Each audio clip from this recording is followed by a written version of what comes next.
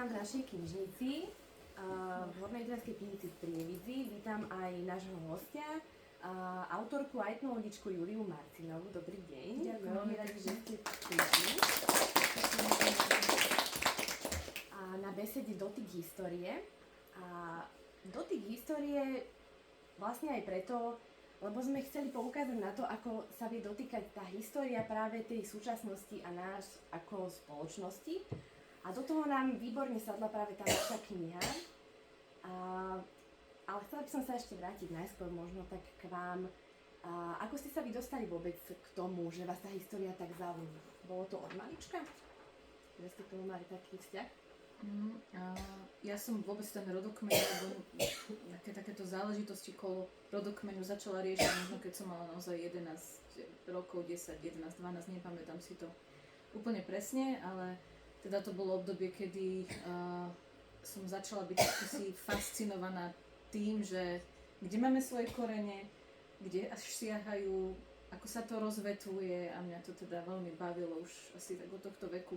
Takže starí rodičia veľmi trpezlivo so mnou sedávali, vysvetľovali, písali a spolu sme bádali. Potom bolo také obdobie trošku, keď som to odložila, možno na 10 rokov, keď som pôsobila vo folklórnom súbore a už na takéto veci nebol čas.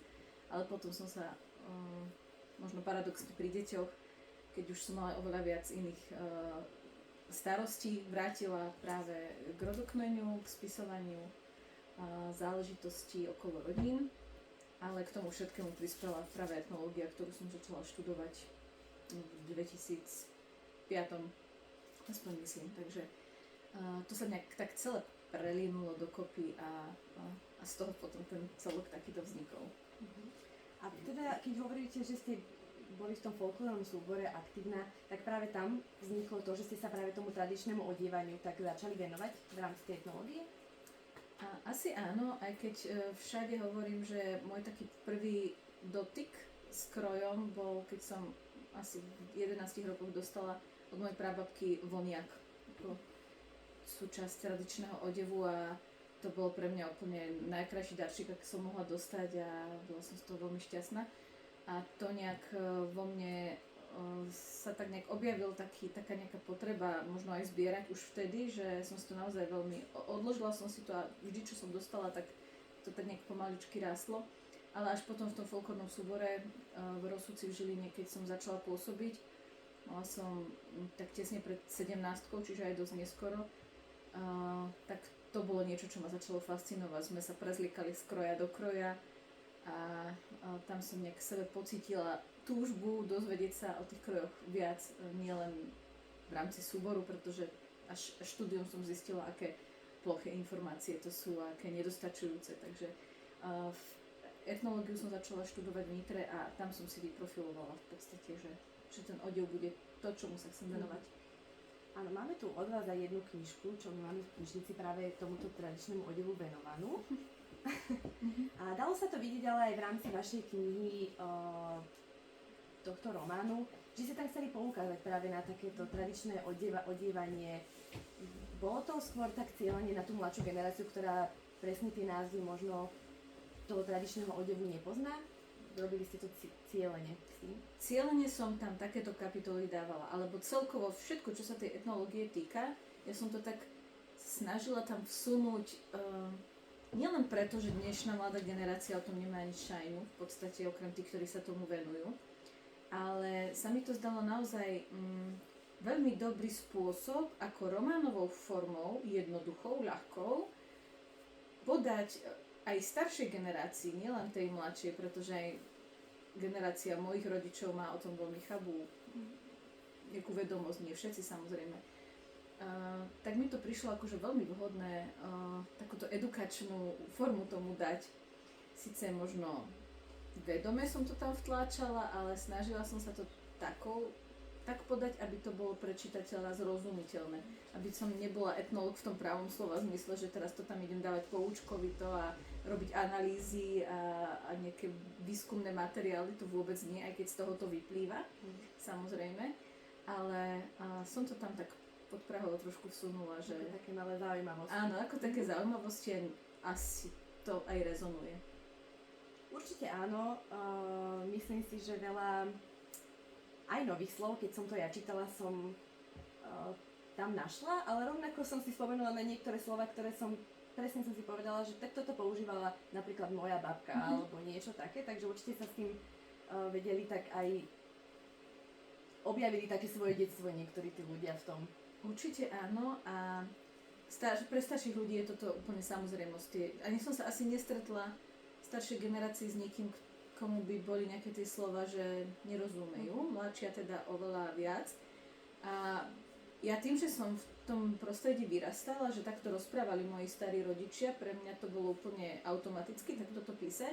A takisto som zvažovala, či to spraviť alebo nie. A tým, že som si bola vedomá toho, že tí ľudia tomu nerozumejú úplne, hlavne teda mladí, tak preto som zvolila formu takú tú odbornejšiu, že to budem robiť ako vysvetlivky pod čiaru, čo sa dáva teda do diplomových prác alebo vôbec vysokoškolských. A už som len dúfala, že to nebude nejakým spôsobom rušivé alebo že to niekomu bude vadiť. A na druhej strane som naozaj zisťovala, že veľmi dobrá vec to bola, pretože mladí ľudia nevedeli, keď sa tak so mnou rozprávali študenti, že ani čo sú sirky, hej, čo teraz sa bežne, akože podľa mňa ešte aj teraz rozpráva v niektorých domácnostiach, takže asi to malo zmysel, že som to takto zvážila. Niečo nové. Takže pri písaní tých odborných textov to je pre vás, určite to nie je vám cudzie, keďže to v práci využívate, myslím si, že takéto odborné texty. Ale aké to bolo písať tú beletriu? Bolo to ťažšie pre vás? No toto je otázka, ktorú som dostala na poslednej besede v Nitre, presne tu, takto isto formulovanú. Áno. Ste odkúkali. Ako v čom? Nevedela som si predstaviť, že čo ja vlastne zo seba vyplujem, keďže ja som sa naozaj nikdy beletrii nevenovala. A doteraz som, ja neviem koľko týchto kníh je, možno 8 takýchto odborných a v tom som sa doslova vyžívala, že naozaj ten odborný etnologický výskum to bolo niečo, čo som robila strašne rada, naozaj fascinovaná rozhovormi so starými ľuďmi a to ja mám hrozne rada, ja sa strašne rada rozprávam so staršími ľuďmi, starou generáciou. A rada skúmam v archívoch, takže toto bolo pre mňa takéto spojenie v tej etnológii, že som sa úplne v tom našla. Že ten odborný text bol pre mňa vždycky taký prírodzený a stále sa mám čo učiť aj v odbornom texte a stále čo zdokonalovať. A preto keď som sa začala zamýšľať nad touto knihou, a to bol teda nápad mojej starej mamy, nie môj, tak som musela ísť tak viac menej s kožou na trh, pretože nemala som šajnu, čo z toho vznikne. Začala som písať v strede. Najskôr vznikla kapitola, ktorá je tam úplne tá najťažšia a písala som veľmi chaoticky. Raz dopredu, raz dozadu. Čo sa mi podarilo vyskúmať, čo som zistila, to som dopisovala. Kamarátky, ktoré mi robili korekciu, boli zo mňa zúfale, lebo už čo mali, tak som zase doplnila. A sme to proste nejako spravili, pretože toto je už taká ako keby druhá verzia. Prvá bola taká farebná, čo som si vydala vlastne viac menej cez Startlab. Iba takých 400 kusov a tým som to pokladala za ukončené. Viac som nechcela žiadnu beletriu ani písať, ani čítať, ani nič, že proste to je sľub splnený a viac sa k tomu nevraciam. Ale keďže to vyvolalo takéto nejaký ošial, tak som poprosila vydavateľstvo Artis Omnis, aby sa toho zhostili. Ale naozaj do poslednej chvíle aj moji priatelia alebo rodina boli zo mňa takí trošku nešťastní, lebo som tak vyplakávala nad tým, že či sa nájde vôbec tých 400 ľudí, tých prvých 400 kníh, čo sa urobilo, že čo si to kúpia, že či to nebude prepadať, lebo sama sebou som si nebola vôbec istá, vôbec som nemala takú nejakú seba dôveru, že by som dokázala nejakú knihu napísať, takže asi sa to podarilo. Asi áno, keďže je to jedna z top kníh teraz aj, či už sa pozrieme na knihkupectva, ale rovnako aj v našej knižnici veľmi požičiavaná. Takže hlavným spúšťačom, ako ste hovorili, bola práve tá vaša stará mama. Ako dlho vám to napríklad trvalo takto ju napísať? Že, aký čas ste tomu venovali? Ja myslím, že to bol nejaký rok. Ale teda rok v zmysle, že som písavala v noci alebo večer, keď mi deti zaspali a sa nevenovala tomu, že bežne počas dňa, niekedy týždeň som si k tomu nesadla, takže nejak v čistom čase to vôbec neviem odhadnúť, ale ten rok to približne trvalo, pardon. ale naozaj to bolo, že na podnet tej mojej starej mamy. Ale tým, že ja som mala príbehy už nejaké v hlave, ktoré som si zapamätala, ktoré som stále si nahrávala a chodila k starým rodičom alebo k starým súrodencom na výskum, tak som to doplňala. A už aj keď som si myslela, že kniha je dokončená, tak ešte sa mi podarilo niečo, že ešte som na poslednú chvíľku niečo doplňala. Takže vlastne tie informácie ste vyhľadávali v rámci tej svojej rodiny. Akým spôsobom ste sa tak k tomu dostali? Možno aj k takým informáciám, ktoré, ako na konci knihy ste tam napríklad nejaké fotografie ukazovali tým svojim rodinným príslušníkom, ktoré oni ešte nevideli. Akým spôsobom ste sa k tým informáciám tak dostávali počas toho písania tej knihy? Úžasné bolo pre mňa to, že teda môj starý otec, o ktorom tam píšem, že je tam spomenutý len ako dieťa, on bude snáď hrdý na iných kníh, pochádzal z 19 súrodencov. A to, že ich bolo 19, som sa dopatrala až vďaka tejto knihe, že ja som bola od detstva, ako som si to tak nejak urobila dokopy, som myslím, že došla k nejakému počtu 15 a ešte som vlastne k 4 prišla vďaka tomuto výskumu rodinnému. A tým, že dospelosti sa dožilo 11 z nich, 8 zomrelo ako deti, tak z každej tej línie sa ešte vždy nájde niekto, kto si niečo pamätá, alebo za kým som mohla ísť. A v súčasnosti, včera sme jedného zrovna z týchto starých rodičov teda pochovali, takže ešte sú 4 z týchto 19, ktorí žijú a s výbornou pamäťou. Takže oni doteraz sú pre mňa studnica, že čo som potrebovala, tak to som mala. A zrovna ten najstarší, teda čo mal 92 rokov, už nie je pár dní medzi nami, tak ten mal paradoxne najlepšiu pamäť zo všetkých. Ten najstarší a ten si pamätal od 5 rokov, čo sa dialo, mena všetkých, roky, to proste neuveriteľná kronika, hej, chodiaca bol. Takže oni boli pre mňa základ, ale tým, že som v sebe toho etnológa nezaprela, tak som si počítala kroniku obce a tam boli nesmierne dôležité informácie pre mňa a zaujímavé. A tak som sa ich snažila do toho príbehu nejako vsunúť. Neviem, napríklad v nejakom roku bolo napísané, že robili sčítanie ovocných stromov. Tak to som tam dala ako úplnú zaujímavosť, že k tomu som sa nikde inde nedopátrala. Alebo čo sa stalo, keď nejakí mládenci urobili nejakú šarapatu v dedine a museli byť za to potrestaní a tak ďalej, tak platy hrobára, učiteľa a tak ďalej. Takže som sa to snažila do toho príbehu nejako zakomponovať, aby čitateľ získal predstavu o takých bežných veciach v tých rokoch, o ktorých píšem. A myslím si, že akože takto dokopy taký celok to dalo naozaj, je tam veľa tých informácií veľmi hodnotných. Ukázalo toto dedinské prostredie, aké bolo naozaj vlastne týmto. Áno, reálne. Ešte by som sa teda tak spýtala, že určite to je otázka veľa tých čitateľov, ktorí túto knihu čítajú, že koľko z toho bola pravda? Na percento to neviem. Áno, toto je príbehu, možno aj či všetky postavy boli, alebo teda z tých hlavných postav, či boli všetky reálne? Tie hlavné postavy sú všetky reálne, s použitím tých mien, aké v skutočnosti boli. Použila som ich na základe toho, že mi to dovolili teraz žijúci ešte tí poslední súrodenci. A všetky vedľajšie postavy sú vymyslené. Tie som si proste v tom dedinskom prostredí nejako domyslela, ako to mohlo byť. Samozrejme, že nie je všetko od prvej strany po poslednú. Je to stále beletria. Áno, že je to realita, ale všetky tie príbehy sú na základe skutočnosti tie hlavné, ktoré sa tam diali, vzťahové, aj tie príbehy, ktoré sú tam možno najkrutejšie, tak tie sú naozaj pravdivé, aj ten príbeh, od ktorého sa odvezuje nadpis knihy. Áno, ten je vlastne aj taký ten najsilnejší. A často čitatelia odkladali knihu práve pri tomto príbehu, aspoň sa to tak spätne ku mne dostáva. Myslela som si z povreckovky, bolo to tak, že som aj ho musela odložiť. A mňa ešte napríklad zaujala presne tá časť, kde v knihe Urban stretáva Hanku. Urban nestretol Hanku. Myslím, že... Až na tom jarmoku po rokoch.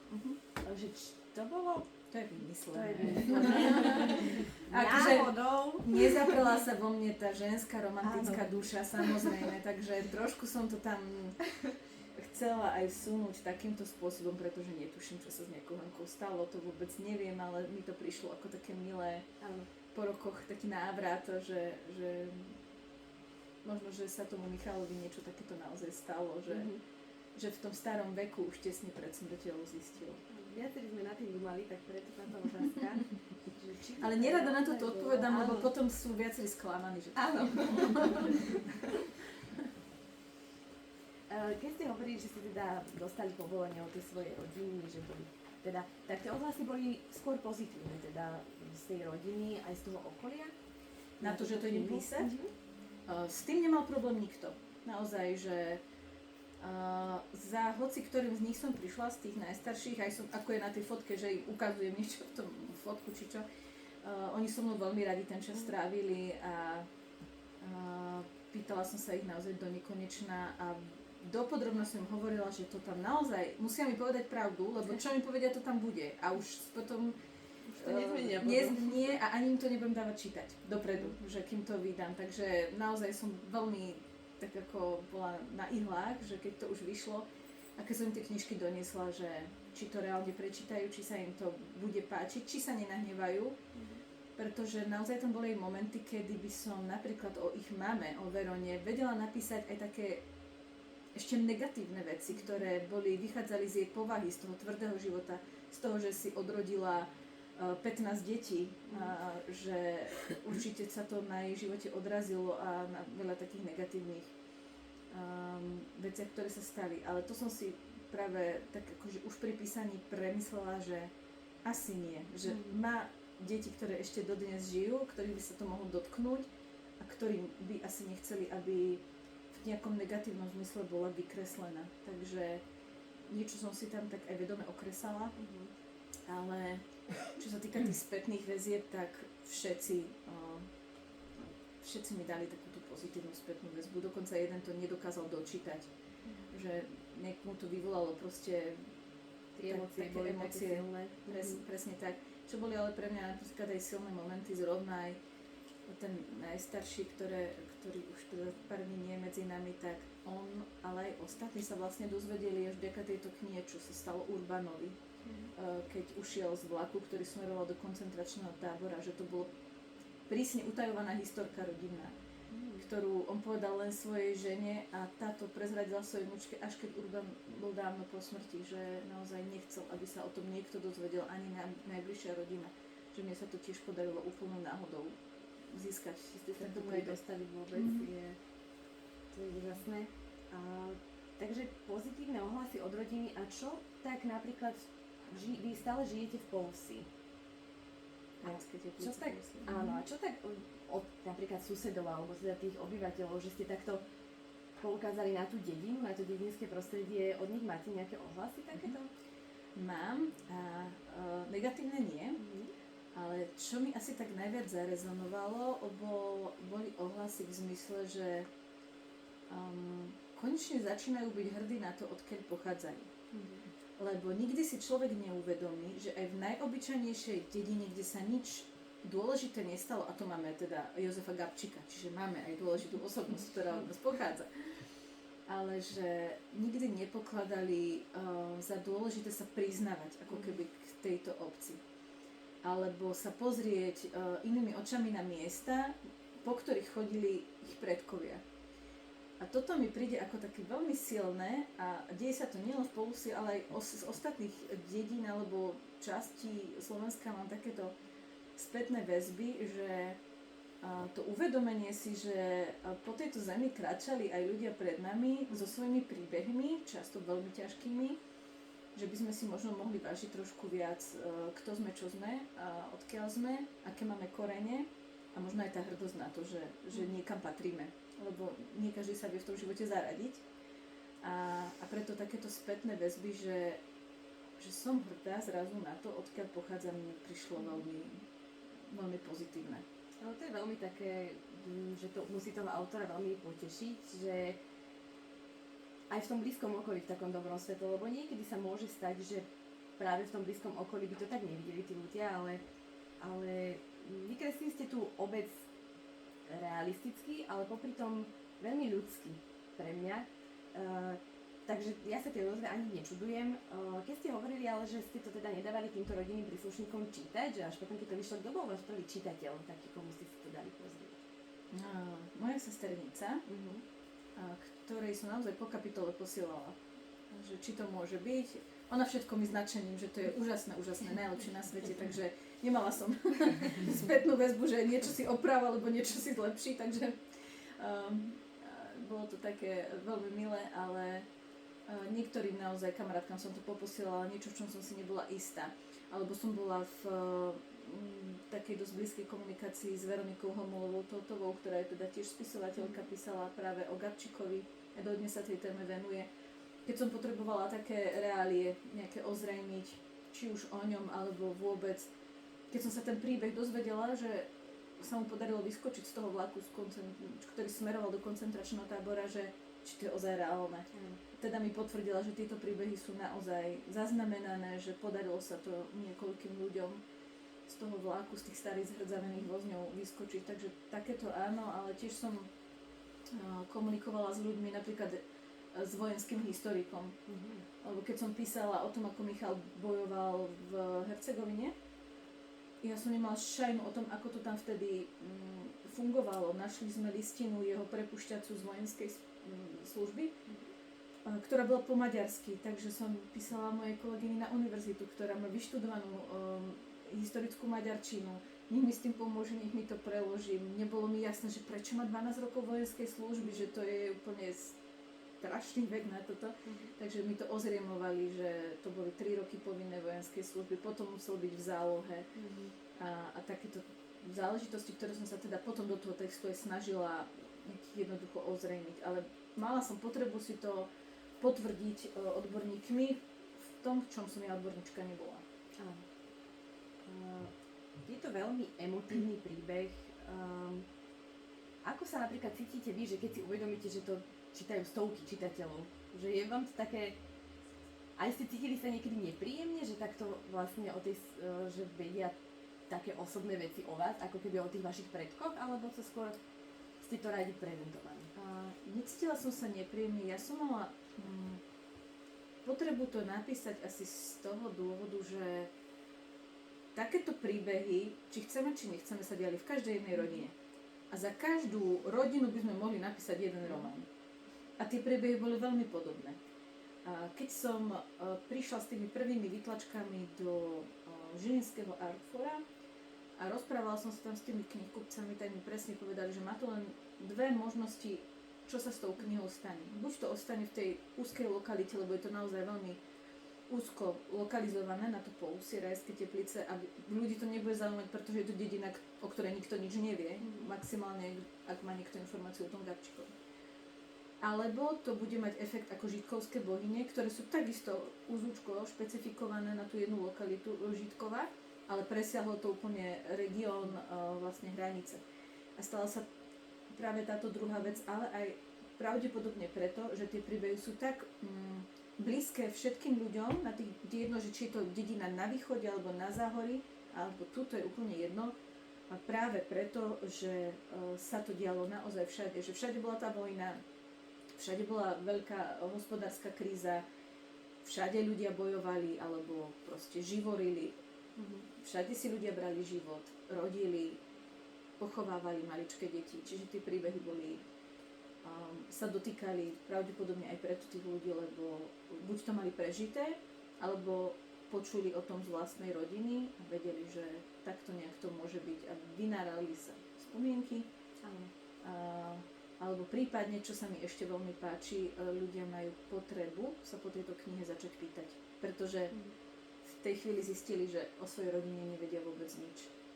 Ani takéto príbehy a svoj rodokmeň ovládajú po svojich starých rodičov a viac nie. Takže toto je pre mňa taká pridaná hodnota, že ľudia zrazu začali premýšľať a prikladať dôležitosť tomu, čo predtým vôbec neriešili v živote. Veľmi emotívny príbeh to je, to vieme.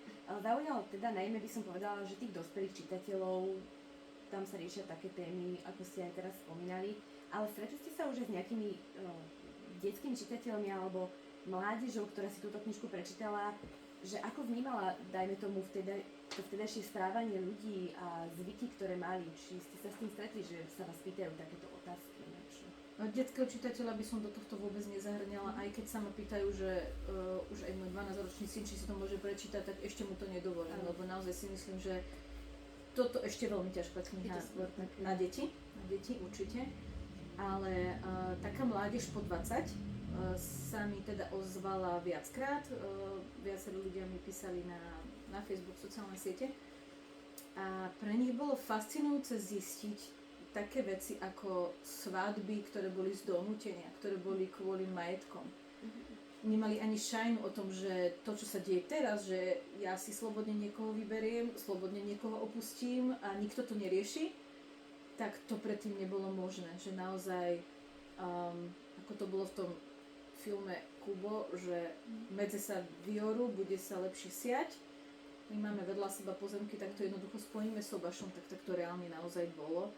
A rodičov nezaujímal nejaké city mladých ľudí, takže toto bolo pre nich asi jedna, čo sa mi najviac tak vracia, toto tak spätne.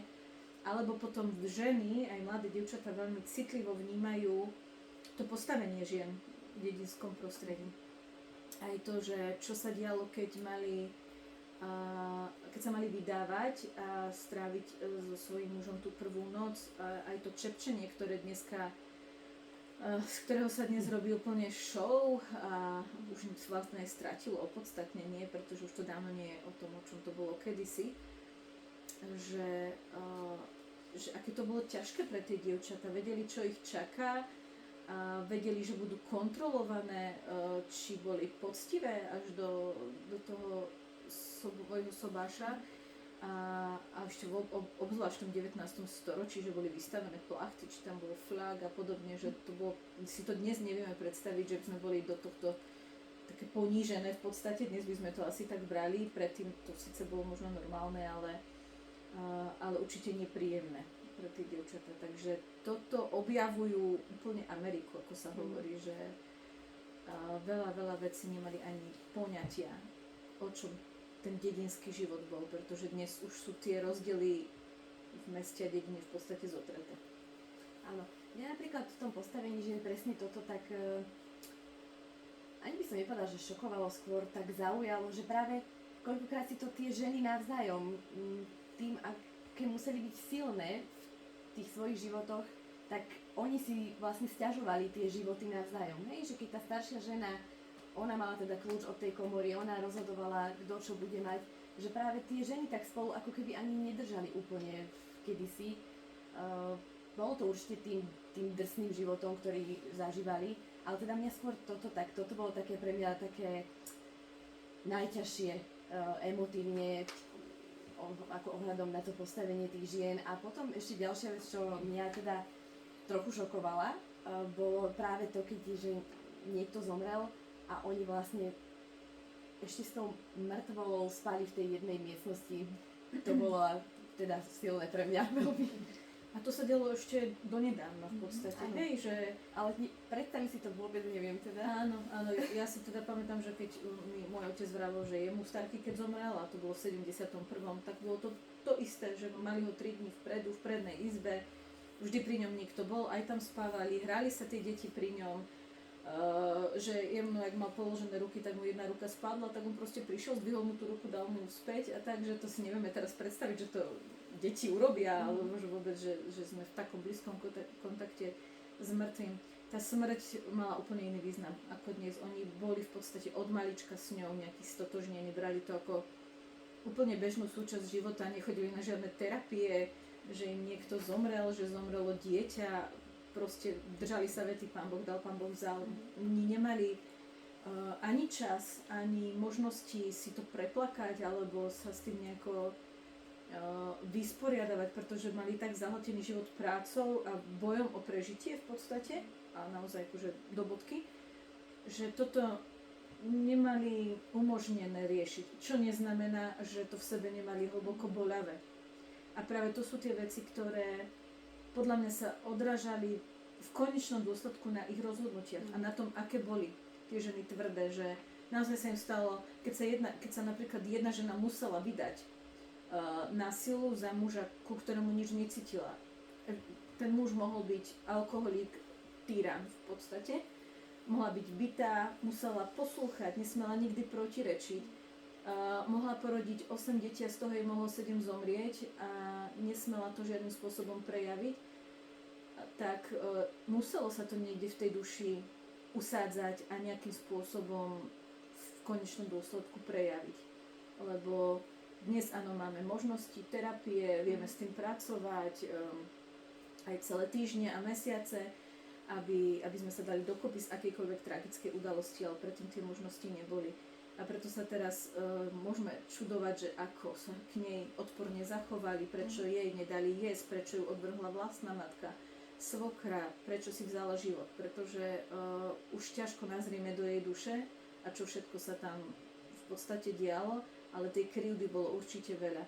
Ale vlastne tá drsnosť ženy asi bola to jediné, čo ich držalo pri živote.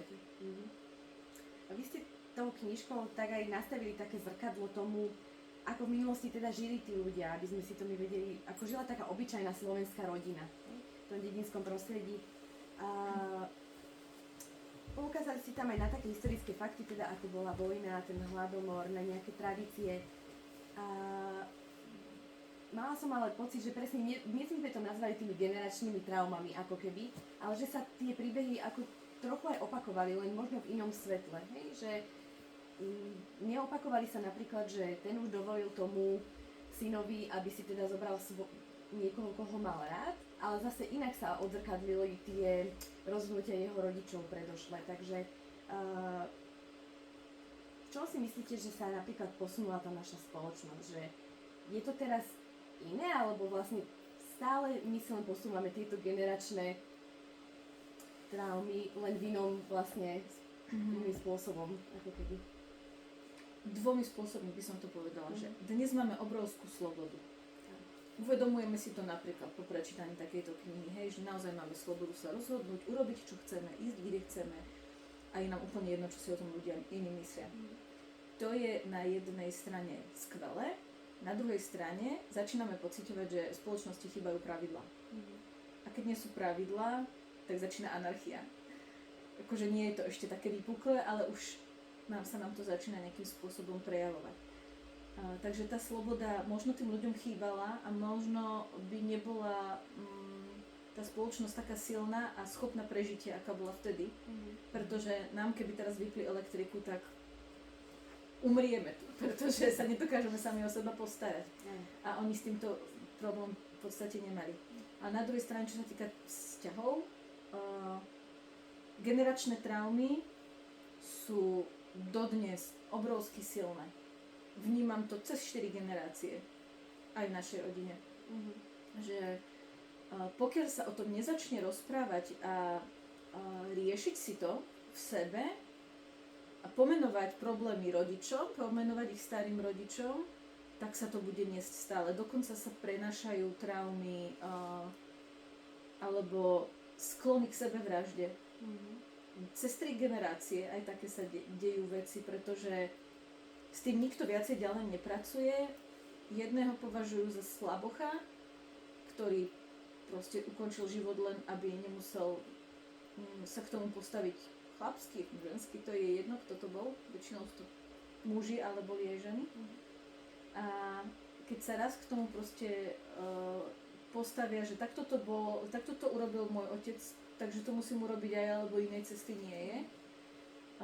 Je to len o tom rozprávaní, o tom, že to treba pomenovať a chvála Bohu, takéto veci sa už aj dejú. Zase to je to, čo tie možnosti v súčasnosti máme. Ale nie každý to dokáže prijať.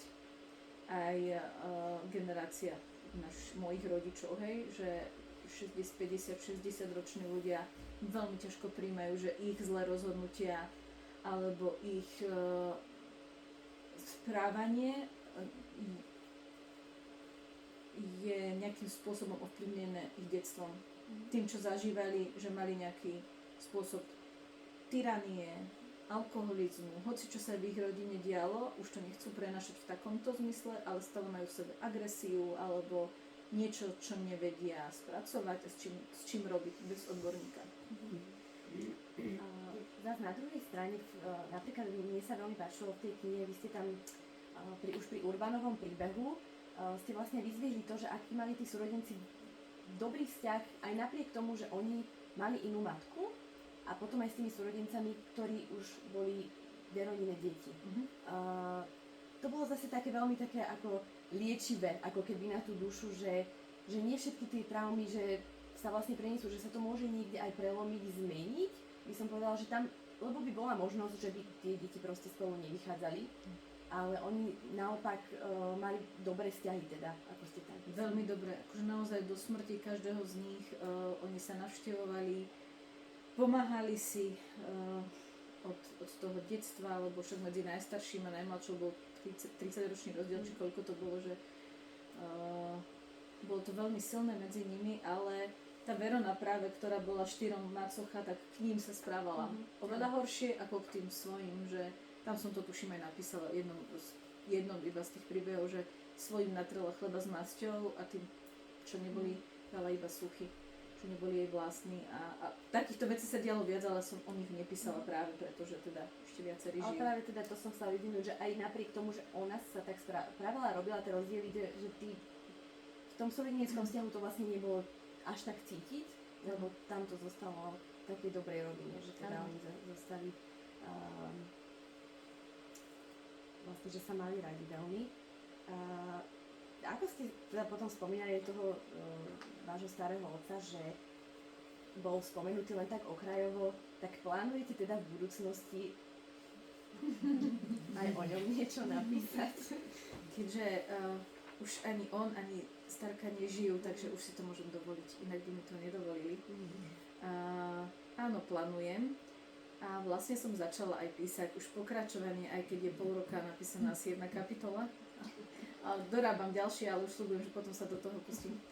A začínam práve druhou svetovou vojnou, lebo tam som napísala len veľmi strohé informácie, že len vojna prebieha v podstate a tá by si zaslúžila ozaj samostatnú knihu. Pôvodný plán bol, že sa dostanem niekde do roku 960, ale mám pocit, že ostanem len v tom období druhej svetovej vojny, lebo mám toľko príbehov a toľko zlého, čo sa tam stalo, že mám proste potrebu tie príbehy zaznamenať, aby sa nezabudlo, aj keď sa dnes stále sťažujeme, v akej sme zlej dobe, že bolo horšie.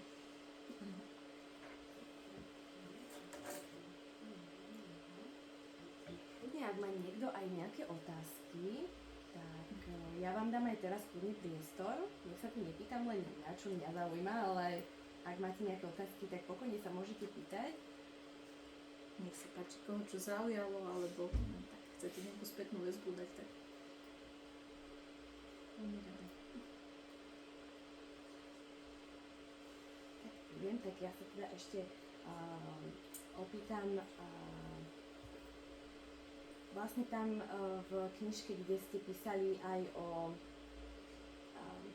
tých zakázaných láskach, hej? Že kvôli majetku sa teda ten Vidaj robil tej ženy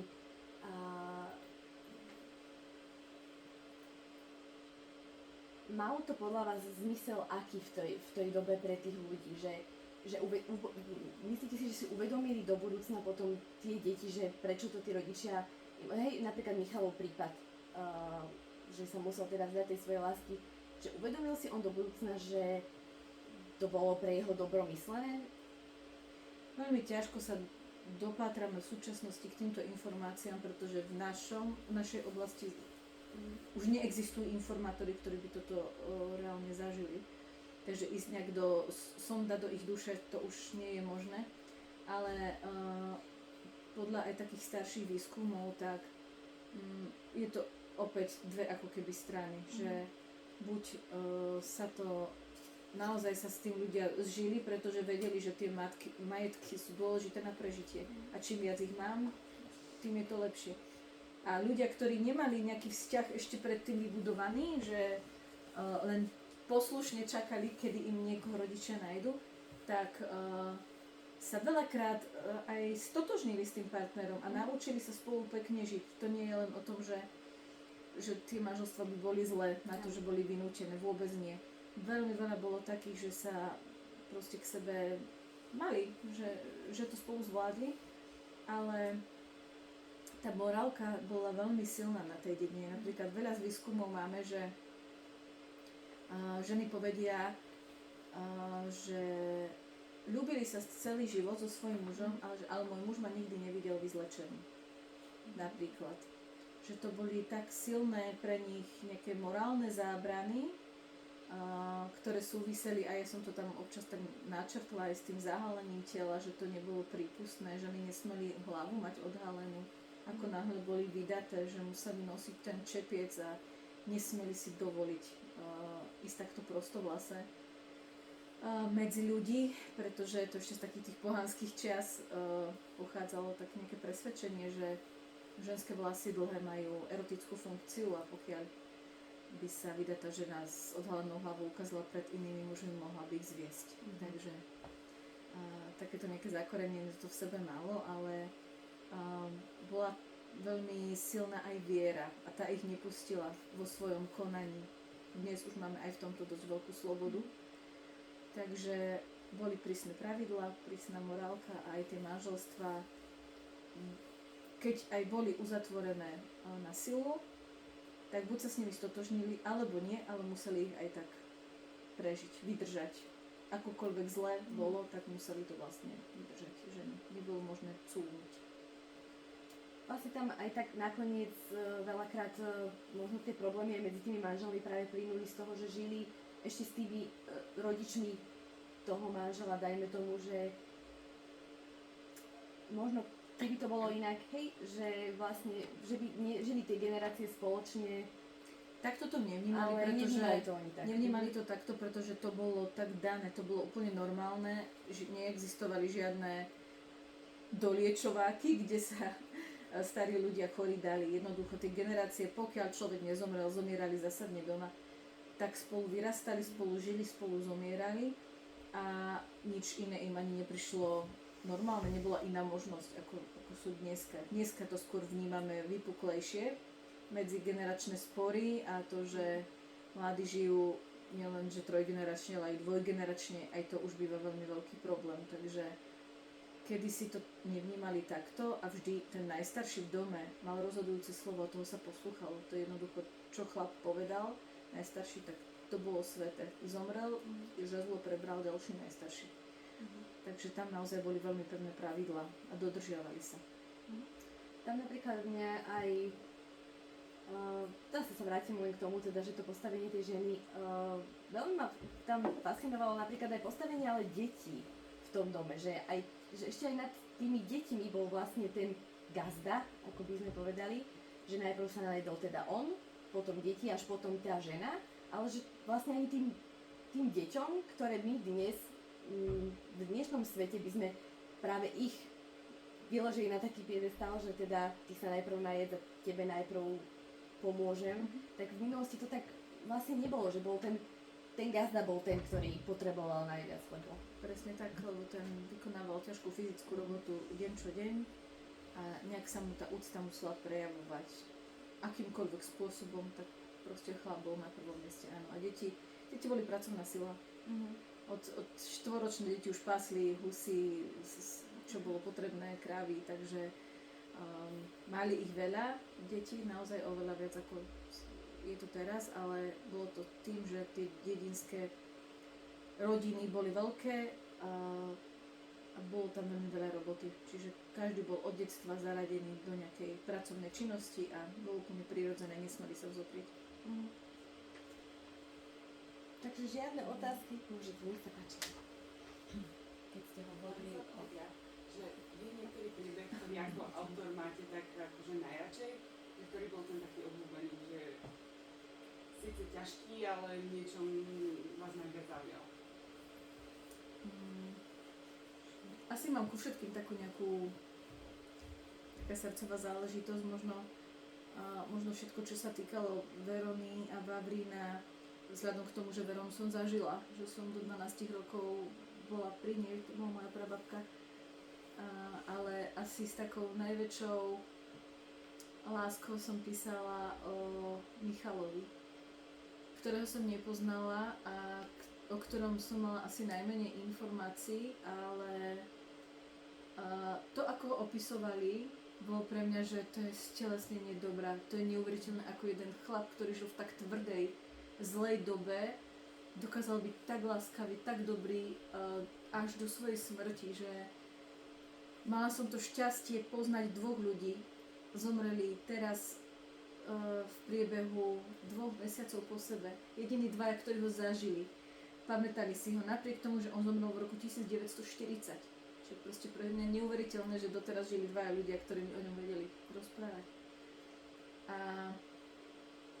toto sú pre mňa spätné väzby od čitateľov, že ženy mi píšu, že som do Michala. To je strašne krásne. A to je asi aj pre všetkých taká najobľúbenejšia postava. Mám z toho taký pocit. Ďakujem. Vlastne tá ľudskosť tam bola, že napriek tomu, ako to bolo, tak ten ľudskosti bol dobrý, takže som dobre čítal. Ďakujem. Ja som chcela povedať, že keď ste hovorili o tom, že keď sa žena vydala, už nesmela mať povedzme odhalenú hlavu, nesmela mať rozpustené vlasy a tak ďalej, pretože boli symbolom možno niečoho erotického a tak ďalej a tak ďalej. Bolo to v minulom storočí, dnes sme už v 21. ale musíme si uvedomiť, že aj dneska v istej časti sveta islamskej je niečo, čo proste prikazuje ženám byť zahalený, dokonca aj zahalená tvára a tak ďalej. To len na okraj. Keď ste vy hovorili o tom, že veľmi vás zaujala, alebo na vás zapôsobila tá situácia, keď človek zomrel a ostal v tom dome, tak keď na tým rozmýšľam, tak inej možnosti nebolo, lebo tak ako vy hovoríte, opisujete, žili niekoľko generačné rodiny spolu, čo boli na jednej strane veľmi dobré a žili na veľmi malom priestore, pretože väčšinou bola nejaká predná izba, kuchyňa a potom boli už len hospodárske časti domu, alebo teda nejaké maštale, komory a tak ďalej a tak ďalej.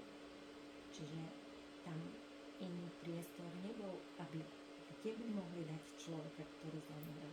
Tak tá úcta sa mu musela prejaviť teda takým spôsobom, že ho obriadili, takto sa to teda povedalo, pretože pohrebné služby neexistovali. Toto všetko sa dialo doma, v tej najúžšej rodine, v tej najúžšej domácnosti a nebolo iného východiska.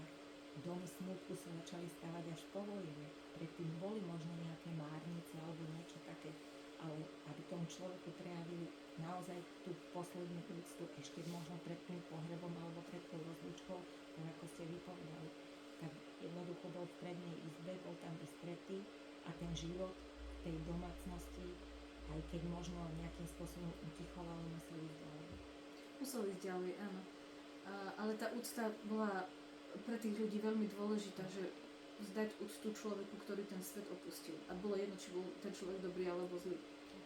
Že robili to v podstate tým istým spôsobom. Dávali mu tam veci, ktoré mal rád. Obliekli ho do najkrajšieho, čo mal, alebo najnovšieho, že nebolo im ľúto niečo takéhoto do tej trúhy dať, čo už nikdy viacej neuvidia. A naozaj tá smrť im bola oveľa bližšia ako nám v súčasnosti. Určite, hej. Kým sa tie teda ešte umrovčie komory začali stavať, tak v tej domácnosti to bolo presne týmto spôsobom.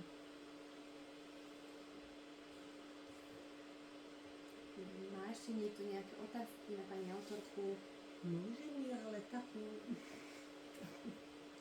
technickú možno.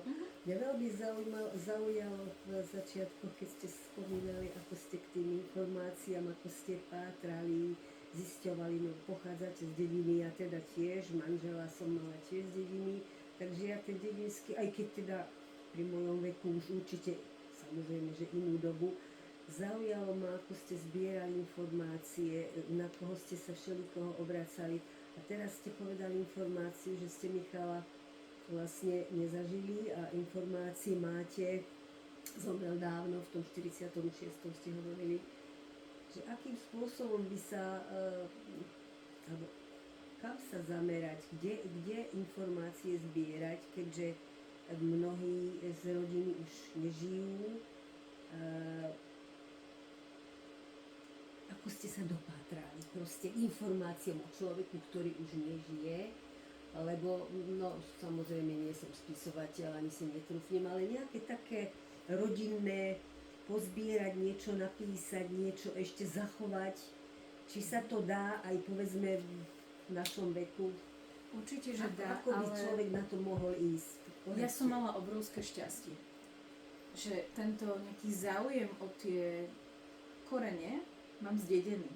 Že takisto má obrovské informácie môj otec, takisto to bol jeho otec, môj starky, ktorý so mnou sedával od toho decka a mi ich dával.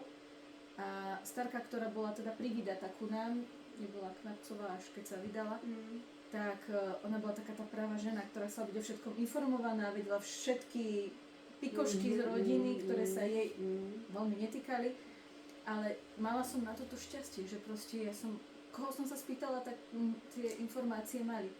A ja som ešte, je to až v závere tej knihy, že keď som bola malá, spísala som si línie širšie, že súrodencov mojich starých rodičov, súrodencov mojich prastarých rodičov.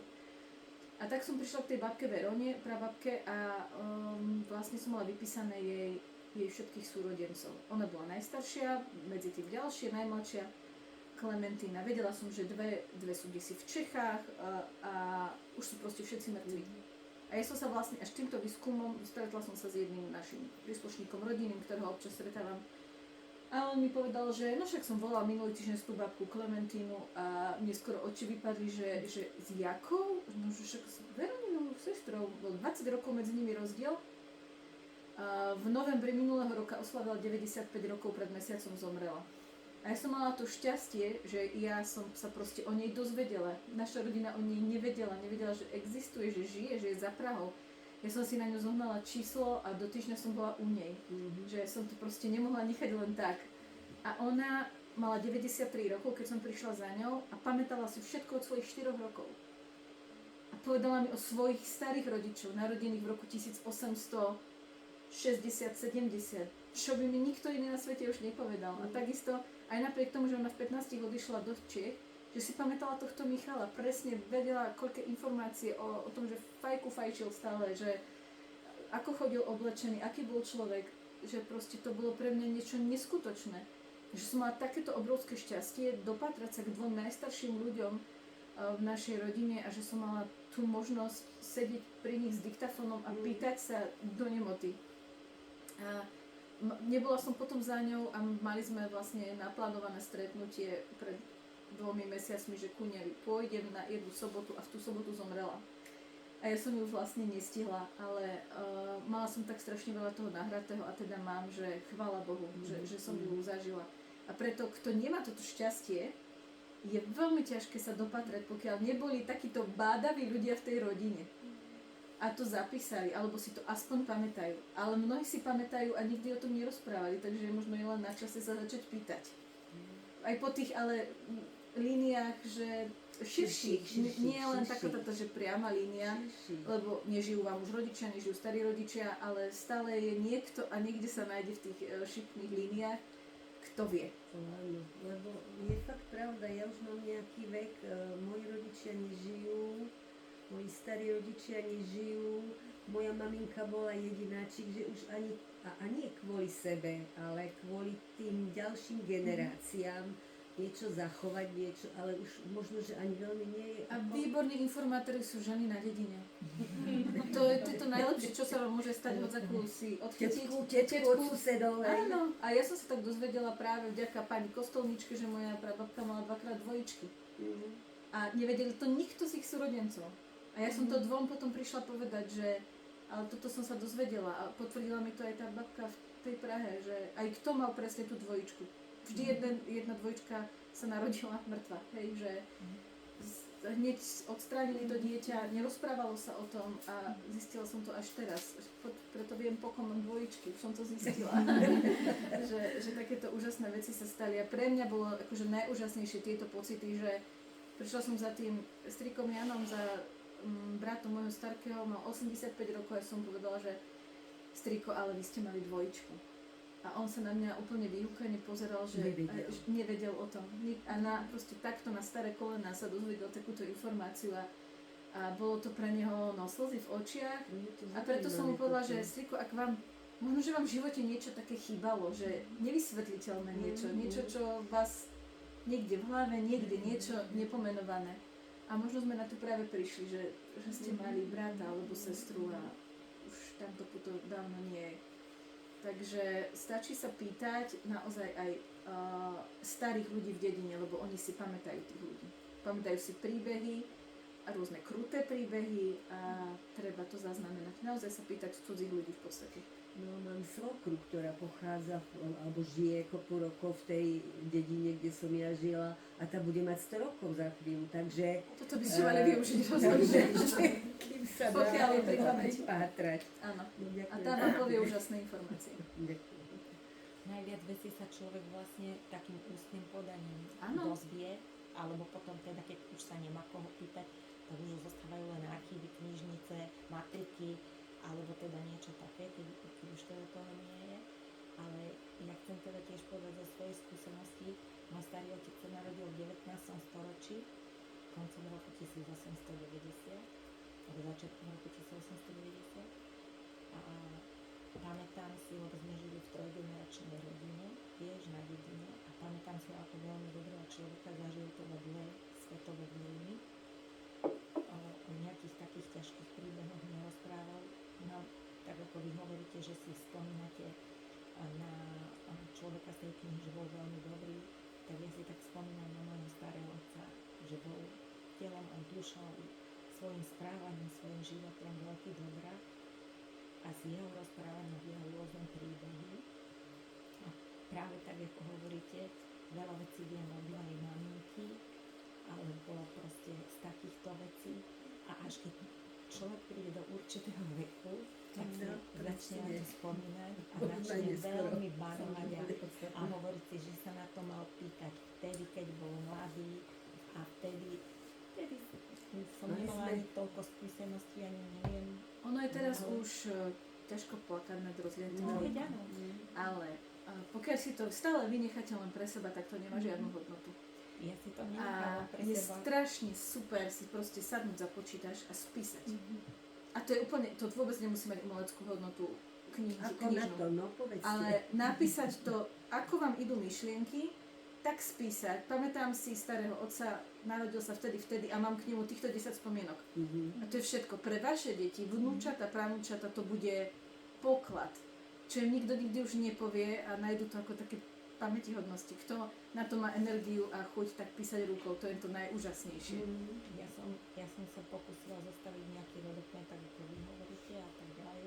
Mám aj v počítači, mám aj to napísané v ruke. A moji synovia jedného času som dostala asi pred 3 rokmi úžasnú knihu a je to práve, že rodokmen, je to veľká kniha, má hrubšie listy, viacej gramážový papier, kde sa práve takéto veci píšu a do tej knihy to všetko zaznamenávajú.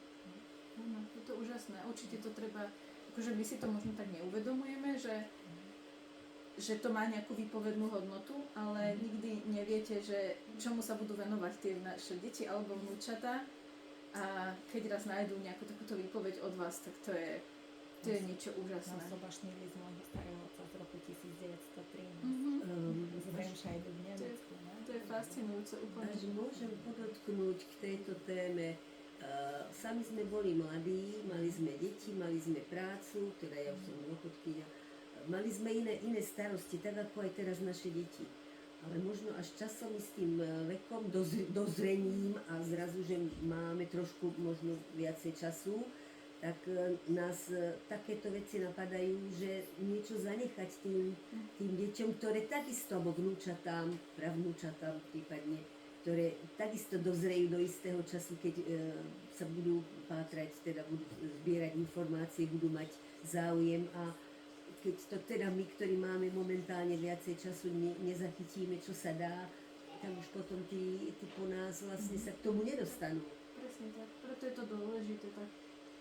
Tá pamäť, aby neostala len v pamäti človeka, ale naozaj aj na papieri. A pre ďalšie generácie je toto najlepšie, čo môžu zdediť. Nie zlaté náušnice ani podobné záležitosti, ale aj keď nie každý si to samozrejme nejak možno váži, alebo prikladá tomu takú hodnotu. Áno, presne, to je tiež. To je druhá vec samozrejme, ale vidím to na tých výskumoch a že koľko ľudia teraz bamujú naozaj, že sa nepýtali, Áno, že im to bolo tak jedno, že čo sa dialo v tej rodine a teraz zistujú, že nič nevedia. Že sme inému sa venovali, aj v tých medziľudských rodinných vzťahoch iné veci sme riešili a takéto spomienky, že sme to nedali na papierky, ešte to bolo možné. Áno, a že máme oveľa väčší prehľad o svetovej politike ako o tom, čo bolo v našich rodinách. Presne. Je to na školu. Môžem sa pýtať, teraz keď sa pozerám na tú obálku knihy, to ste vy odfotené? Nie, vôbec. Vôbec to nie som ja, chvála Bohu, a to je výtvor pani grafičky už z vydavateľstva Artizonis, takže vôbec aj neviem, kto to je. Áno. Mňa zaujalo to, že hovoríte, že väčšinou teda sú rozprávania zo spomienok rodiny. Jasné, že ste si aj overovali, ale určite všetci vieme, že naše spomienky sú subjektívne. Na rôznych ľudí môžeme mať rôzni ich potomkovia alebo príbuzní iné názory. Či ste sa s tým stretli a či ste s tým nejako pracovali. Michal bol vyslovene pozitívny, v poriadku. Naozaj všetci si na ňo pamätali ako na dobrého. A niekto, zase tie iné postavy, hej? Že aj keď každý väčšinou konal s tým najlepším úmyslom pre tie svoje deti, dajme tomu, ale že ja si pamätám napríklad na môjho starého otca ako na super extra láskavého, humorného chlapíka, ktorý splodil so svojou manželkou 13 detí. No, keď som sa starkej na neho pýtala, iné mi rozprávala. Takže toto mám na mysli, že či ste takto si to nejako overovali, snažili ste sa to aj z inej strany, že či to bolo vždy také jednoznačné pri tých postavách, alebo... Vôbec to nebolo jednoznačné. Áno, čo sa týka Michala Pavliny, napríklad ako tých najstarších, tak to som zozbierala, že čo sa dalo pár strohých informácií, keďže existovalo už len pár ľudí, ktorí si ich pamätali reálne. A tam som ich vykreslila naozaj tak, ako si spomenuli a tam sa to zhodovalo. A bolo im jedno, že sú to negatívne veci, napríklad o Pavline. Naozaj tá stará mamka bola taká palica, bola taká tvrdá. Nerozoberali sme, prečo taká bola. Už je na čitateľovi, čo si z toho zoberie a čo sa jej vlastne v tom živote dialo, prečo taká mohla byť. Ale napríklad, možno dobrým príkladom by bol Urban práve, ktorý je najmladší v tejto knižke. A on ako najstarší z týchto 19 súrodencov, jeho mali nesmierne radi. On bol človek, ktorý všetkým pomohol. Úžasný, láskavý, vtipný, naozaj človek, na ktorého nikto nemal ako keby nejakú zlú spomienku. Tým, čo si aj prešiel aj v tej vojne, mal zdravie celoživotne nahnuté. A Marínu si vzal z lásky. Naozaj to bol pár, čo sa zaľúbili do seba, zobrali sa na základe vlastného rozhodnutia. Ale potom sa začali diať veci a tým som tú knihu vlastne ukončila, hej? Že zobrali sa konečne pár, ktorý je šťastný a spolu sú šťastní. Ale potom prišli tie veci, ktoré som sa už dozvedala, že Marina vlastne porodila 5-krát a 4 deti jej zomreli a iba jedno. A Urban nikdy nebol doma. Porodila ho sama, čakala niekoľko hodín s dieťaťom pod perinou s pupočnou šnúrou, kým on prišiel od niekiaľ. A s tým, čo sa im dialo, si nevedeli k sebe, ako si životne nájsť cestu. A v konečnom dôsledku z veľkej lásky nebola žiadna láska. A veľmi sa trápili spolu celý život. Mali ťažký život, aj Marina bola drič, sama vedela odlievať tehly. Postavili sa z tých tehel, ktoré ona odliala, ich domček mali a tak ďalej. Ale presne to je ich vnúčatá, tak to vedia povedať, že všetci vnímame toho Urbana ako toho dobrého, lebo súrodenci ho tak všetci vykreslia. Ale tá Marina už nepovedala toľko dobrého. Už keď bol, neviem koľko, 30 rokov prežila. Že už tak s láskou spomínala, že to je môj muž Urban a tak dobre nám bolo. ale to povedala mne.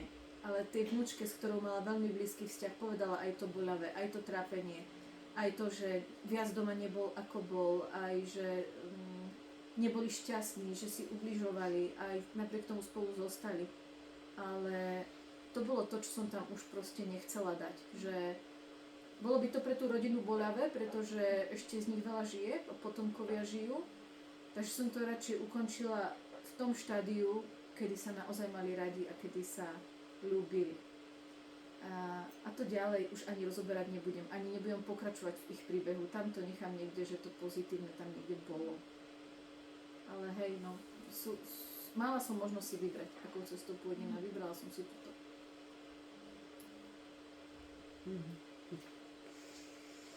Tak ak už nie sú žiadne ďalšie otázky, ja by som sa veľmi, veľmi pekne poďakovať za veľmi zaujímavú besedu.